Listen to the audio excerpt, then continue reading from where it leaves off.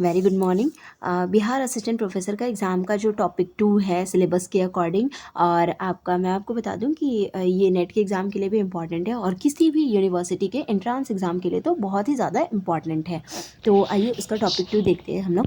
आगे हमने देख लिया था कि 1790 में एडम स्मिथ की डेथ हो गई थी।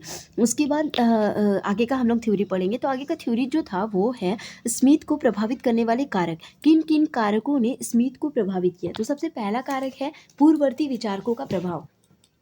जो पहले के विचारक थे ना, उनका प्रभाव। तो मैंने आपको पहले ही उनकी जीवनी में बता दिया कि वो क्या 18वीं शताब्दी से पहले जो प्रकृतिवादी थे और जो वाणिज्यवादी थे, उन दोनों से वो प्रभावित थे। तो कहीं ना कहीं उन्हीं के विचारों को उन्होंने सीक्वेंस रूप देके अपनी थ्योरी प्रस्तुत की थी।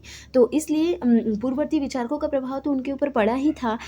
जैसे कि पहले के मैं अर्थशास्त्रियों के नाम बता देती हूँ आपको। पहला है फ्रांसीसी हसचेन। फ्रांसीसी हसचेन जो थे, उनका प्रभाव तो उनके एडम स्मिथ के जीवन पे जीवन भर था, ठीक है। और दूसरा नाम है डेविड ह्यूम। अगर आपकी इच्छा हो तो आप इसे नोट कर लीजिए, डेविड ह्यूम, ठीक है। तो ये दोनों विचारक से वो पहले से प्रभावित थे, ठीक है। तो इसलिए पूर्ववर्ती विचारकों का प्रभाव, पूर्ववर्ती जो विचारक थे उनका प्रभाव पड़ा था। फिर ये प्रकृतिवादियों का प्रभाव। प्रकृतिवादियों में कौन कौन थे? सबसे पहले प्रकृतिवादियों में केन और टर्गो थे। देखिए मैंने यहाँ पे मेंशन भी किया है, प्रकृतिवादियों में केन और टर्गो थे और इनके विचारों का भी प्रभाव एडम स्मिथ पे बहुत अधिक पड़ा था, क्योंकि वे अपनी यूरोप की यात्रा के दौरान, जब वो अपने यूरोप की यात्रा पे थे ना, तब वो इन दोनों से मिले थे। और जब ये उन दोनों से मीटअप हुए थे तो सब चीज़, उनका प्रभाव उनके ऊपर बहुत अधिक तरीके से पड़ा था। जब आप किसी से मिलते हो तो उनकी बातों से, अगर वो अच्छे इंसान होते हैं, जिस विषय में, जिस क्षेत्र में आप हो, उनको जानकारी होती है, तो उससे आप बहुत प्रभावित हो जाते हैं, ठीक है। फिर है क्लब का प्रभाव। पहले जो क्लासिकल मतलब कल्चर था ना, उसमें क्लब बहुत फेमस रहता था। क्लबों में जितने भी मतलब गोष्ठियाँ होती थी, उनको आयोजित किया जाता था।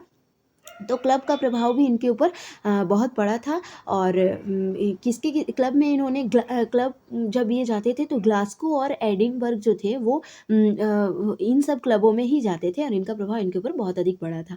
उन दिनों इंग्लैंड में जो औद्योगिक क्रांति हो रही थी, उसी का चर्चा हो रहा था। उस समय क्या हो रहा था? उस समय इंग्लैंड में औद्योगिक क्रांति चल रही थी, तो क्लबों में अक्सर इसी का चर्चा होता था, ठीक है। और 2 क्लब का नाम याद रखिएगा, ग्लासगो और एक क्लब का नाम था एडिनबर्ग। ग्लासगो और एडिनबर्ग, हो सके तो आप अपने नोटबुक में नोट कर लीजिए, ठीक है। तो इन दोनों का प्रभाव उनके ऊपर बहुत अधिक पड़ा था, ग्लासगो और एडिनबर्ग का। और औद्योगिक क्रांति जो हो रही थी ना, उनके विषय में ही क्लबों पे चर्चा हो रही थी, तो इन सब का प्रभाव उनके ऊपर पड़ा था।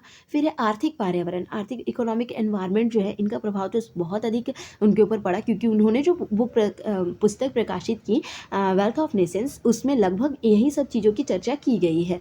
तो जिस युग में स्मिथ ने जन्म लिया, ब्रिटेन की उस युग की स्थिति, आर्थिक वातावरण का चित्रण पहले ही बताया जा चुका है कि उसने ये समझने में पर्याप्त है, जो औद्योगिक क्रांति हो रही थी उसने ही स्मिथ को प्रकृतिवादियों द्वारा पूर्व में कृषि को महत्व दिए जाने से के विरोध में उद्योग, मतलब सबसे पहले उन्होंने ये किया था कि जो सबसे पहले जो प्रकृतिवादी थे ना, वो कृषि पे महत्व देते थे, तो उनको वो बोला कि कृषि पे महत्व मत दीजिए और उद्योगों पर ज़्यादा ध्यान दीजिए, ठीक है। तो औद्योगिक क्रांति इसी की वजह से चल रही थी और इसको स्थापित कर दिया गया था, और कृषि क्रांति को और औद्योगिक क्रांति के ऊपर रुख मोड़ दिया गया था। तो आर्थिक पर्यावरण भी इनको प्रभावित किया था कहीं ना कहीं।